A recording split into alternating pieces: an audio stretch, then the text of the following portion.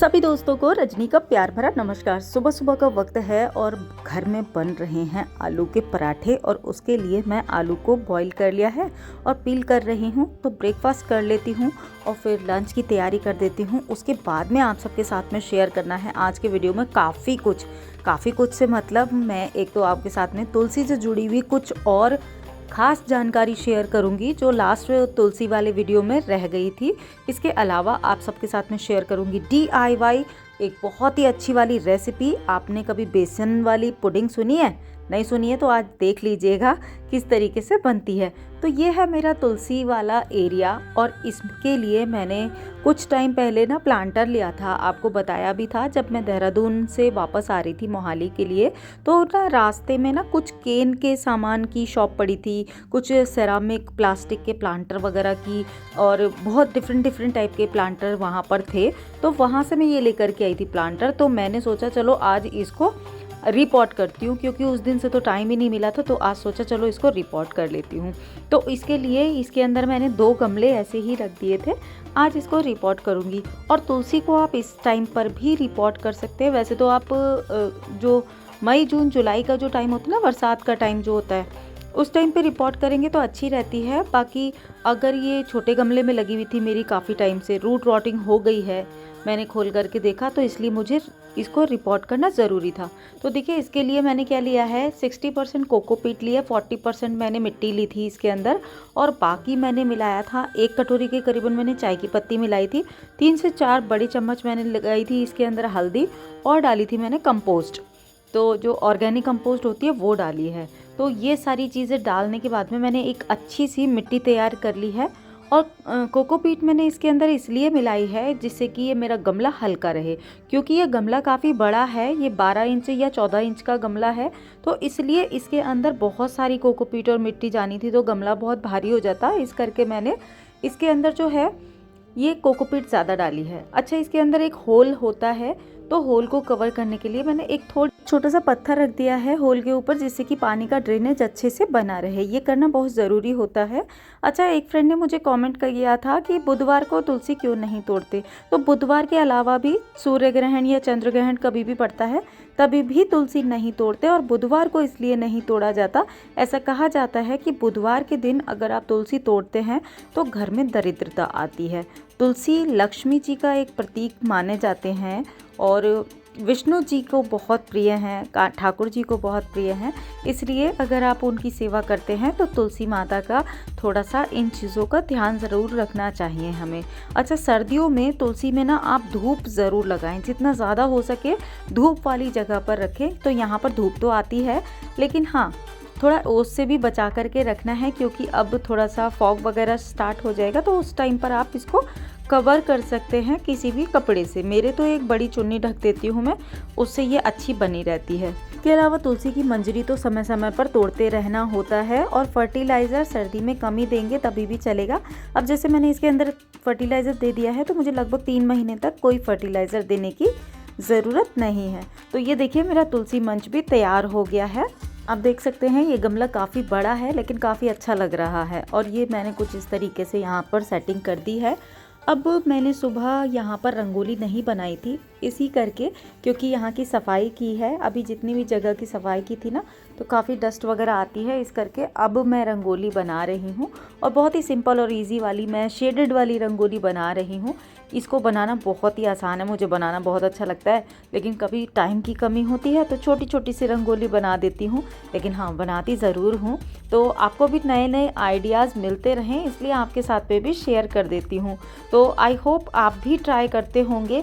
अगर कोई भी फ्रेंड मुझे ट्राई करते हैं मेरी ये वाली रंगोली बनाई हुई तो उसका पिक्चर ज़रूर शेयर करें। वैसे तो आप में से काफ़ी सारे फ्रेंड मुझे अपनी अपनी रंगोली की जो पिक्चर्स हैं वो शेयर करते ही रहते हैं। तो आज की मेरी रंगोली बन करके कुछ इस तरीके से लग रही है, सिंपल इजी और छोटी सी रंगोली बनाई है।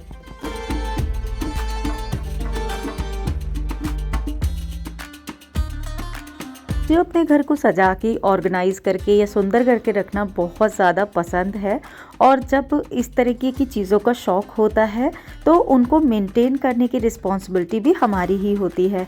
तो ये देखिए, ये ना मैंने लास्ट ईयर कुछ वॉल डेकोर बनाए थे और जो कि अब पूरे 1 साल से धूप में और बारिश में बाहर पड़े पड़े इनका कलर जो है वो फेड हो गया है। तो मैंने सोचा चलो इनको थोड़ा सा अच्छे से मेकओवर दिया जाए और एक नया वॉल डेकोर तैयार किया जाए। हालांकि मैं चाहती तो इसको नया परचेज़ करके भी लगा सकती थी, लेकिन मैंने सोचा कि जब हम खुद घर पर तैयार कर सकते हैं तो क्यों ना बनाया जाए। और ये देखिए, आज मैंने अपने बनाए हुए ईयर रिंग्स भी पहने हैं। अपनी बनाई हुई चीज़ों में जो सेटिस्फेक्शन, जो खुशी मिलती है वो बाज़ार की चीज़ों में कहाँ, है ना। इन वॉल डेकोर को मेकओवर करने के लिए मैंने पिचवाई पेपर मंगाए थे जो कि मेरे पास काफ़ी टाइम से पड़े हुए थे और सोचा था कि इनका एक DIY करूँगी, लेकिन वो तो टाइम मिला नहीं। मैंने सोचा चलो आज इनको इसी चीज़ में यूज़ कर लेते हैं। तो ये यहाँ पर मैं क्या कर रही हूँ, मॉडपॉच ग्लू का यूज़ कर रही हूँ और ये मॉडपॉच ग्लू को अच्छे से लगाना है। आपको जिस चीज़ के ऊपर भी लगा सकते हैं, आप चाहें तो कार्डबोर्ड वगैरह के ऊपर भी इस तरीके से डिज़ाइन बना करके वॉल डेकोर तैयार कर सकते हैं। अब ये मैंने मॉडपॉच ग्लू लगा करके इसको इस तरीके से लगा दिया है जितना मुझे चाहिए था। लगाने के बाद में हाथ से अच्छे से प्रेस करना है जिससे कि एयर बबल्स जो हैं वो सारे ही निकल जाएं इसके अंदर से। इसी तरीके से देखिए मैंने तीनों को लगा दिया है और पूरा अच्छे से ड्राई होने के लिए छोड़ दूंगी। अभी मुझे इसमें कुछ भी नहीं करना है। और जब ये अच्छे से ड्राई हो जाएगा बैक साइड से, तो आगे की साइड से भी मैंने मॉडपॉच ग्लू का एक कोट लगा दिया है जिससे कि ये बिल्कुल फिक्स हो जाए। और अब जब ये सूख जाएगा दोनों साइड से, तब मैंने लिया है इस तरीके का एक कटर, और ये सर्जिकल नाइफ़ भी बोलते हैं इसको, आपको स्टेशनरी शॉप पर मिल जाता है। तो इसको क्राफ्ट नाइफ़ भी बोला जाता है वैसे। तो आप इस तरीके से इसको मैंने कट कर लिया है। बिल्कुल किनारे किनारे कट करेंगे तो इजीली ये इस तरीके से निकल जाएगा।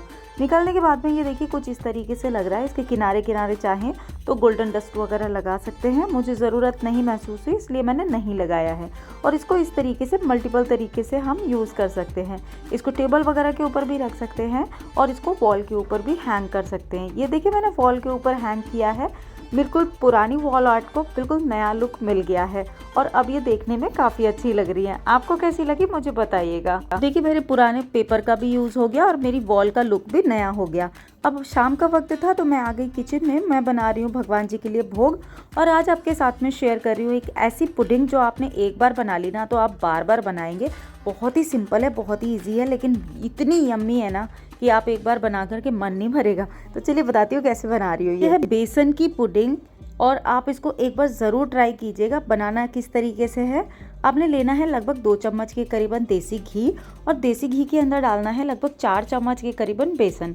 उसको 1 मिनट तक भूनना है बिल्कुल मीडियम टू लो फ्लेम पर, जिससे कि ये जले ना, इसका कलर ना चेंज हो लेकिन इसका कच्चापन निकल जाए। जब ये अच्छे से भून जाएगा तो इसको विस्कर की हेल्प से ही हमें भूनना है। ये अच्छे से भून जाएगा तो 4 चम्मच बेसन के अंदर डालना है लगभग 1 गिलास के करीबन हमें मिल्क, और मिल्क आप रूम टेम्परेचर पर भी ले सकते हैं। और साथ ही साथ हमें डालनी है शुगर, जितना भी हमें टेस्ट चाहिए, मतलब जितना भी आप मीठा यूज़ करते हैं। अगर आप इलायची पाउडर पसंद करते हैं तो इसी टाइम पर इलायची पाउडर भी डाल सकते हैं, मैं नहीं डालती हूँ। और इसका एक ही चीज़ ध्यान रखना है कि इसको लगातार चलाते जाना है जब तक इसमें बॉयल अच्छे से ना आ जाए ना 3-4 बार, तब तक इसको हिलाते ही रहना है। क्योंकि अगर आपने हिलाना बंद कर दिया तो इसमें लम्स पड़ जाएंगे और इसके अंदर लम्स नहीं पड़ने चाहिए। तो इस टाइप से मिलाते मिलाते आपको लगभग 2 से 3 मिनट लगेंगे। जब बॉयल आने लगेगा तब फिर आपको 1 मिनट तक और चलाते रहना है। और उसके बाद में जब आपको थोड़ी सी गाढ़ी सी लगने लगेगी ना ये पुडिंग, तब आपको क्या करना है, इसमें 2 से 3 चम्मच मिल्क पाउडर डालना है। मिल्क पाउडर डाल करके इस चीज़ का ध्यान रखना है कि ये बिल्कुल अच्छे से लम्स उसके भी ना पड़े। और जब ये अच्छे से गाढ़ी होने लगेगी, जितनी आपको गाढ़ी चाहिए उतनी ही गाढ़ी आपको, मतलब उस टाइम पर आप उतार दीजिएगा फ्लेम बंद करके।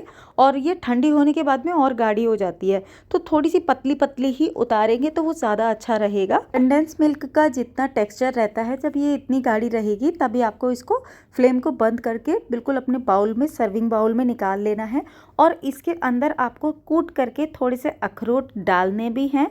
और ऊपर से गार्निशिंग के टाइम पर आपको थोड़े से अखरोट और थोड़े से सफ़ेद तिल से इसको गार्निश कीजिएगा। बहुत ही टेस्टी लगती है। आप यकीन माने ये जितनी देखने में सिंपल है ना, उतनी ही ज़्यादा खाने में टेस्टी होती है। और विंटर के लिए तो ये मस्ट हैव रेसिपी है। एक बार ज़रूर ट्राई कीजिएगा मेरे कहने से, बहुत ही बढ़िया बनती है। मैं गारंटी से कह सकती हूँ, इसलिए इसकी इतनी तारीफ़ कर रही हूँ। अच्छा, अब ये बनाने के बाद में भगवान जी का भोग तो बना लिया मैंने, अब पूजा भी कर ली है। पूजा करने के बाद में धुनी मैं देती हूँ सुबह शाम। और आप में से कुछ फ्रेंड मुझसे पूछ रहे थे कि मैं ये वाली धुनी किस तरीके से बनाई है, तो मैं इसकी रेसिपी आप सबके साथ में जल्दी ही शेयर करूँगी। और इसको बनाने का तरीका और इसको धुनी लगाने का तरीका भी अलग है, क्योंकि ये बहुत टाइम से मैं यूज़ कर रही हूँ, लेकिन कभी ध्यान ही नहीं आया कि आप सबके साथ में शेयर की कि नहीं की। तो इसको मैं शेयर कर दूँगी, ऐसा कुछ नहीं है। तो ये काफ़ी अच्छी रहती है, बहुत चीज़ों में बेनिफिट देती है, तो ये शेयर करना तो बनता है, करूँगी, जल्दी शेयर करूँगी। तो मैंने बस पूजा करने के बाद में सारे घर में धुनी दे दी है। और हाँ, जेठ जी का बेटा आया हुआ है पिछले कई दिनों से, तो बस हम सब लोग बैठ कर के, आजकल तो टाइम का पता ही नहीं चलता किधर निकल जाता है सुबह से शाम तक, क्योंकि घर में जब बच्चे होते हैं ना तो घर का माहौल थोड़ा डिफरेंट ही होता है। तो बस अभी जो हमने पुडिंग बनाई हुई थी भगवान जी को भोग लगाने के बाद में, सबने थोड़ी थोड़ी सी खाई। और आज खाना भी स्पेशल डिनर बन रहा है, तो डिनर में मैंने बनाई है मसाला चाप, दाल बनाई है और इसके बाद में मिक्स वेज भी बनाई है। तो इतना सब कुछ बनाने के बाद में मैं थक गई थी और दिन में भी काम किया था और फिर कुछ और चीज़ें भी चल रही होती हैं। तो बस ये सब कुछ करने के बाद में मैंने थोड़ा सा किया अपना केयर, सेल्फ केयर की। वो क्या की, हाथों की केयर की थी थोड़ी सी। एक्चुअली आजकल एलर्जी सी हो रखी है, तो उसकी वजह से थोड़ा सा ध्यान रखना पड़ता है। आपने हाथ में देखा भी होगा इसी क्लिपिंग में। तो फिलहाल दोस्तों, आज का वीडियो मैं इतना ही रख रही हूँ। आपने अगर एंजॉय किया तो लाइक ज़रूर कीजिएगा। मैं आपसे जल्दी मिलूंगी एक नए और इंटरेस्टिंग वीडियो में। Till then be happy, be active, अपना ख्याल रखिए और मस्त रहिए। Bye bye.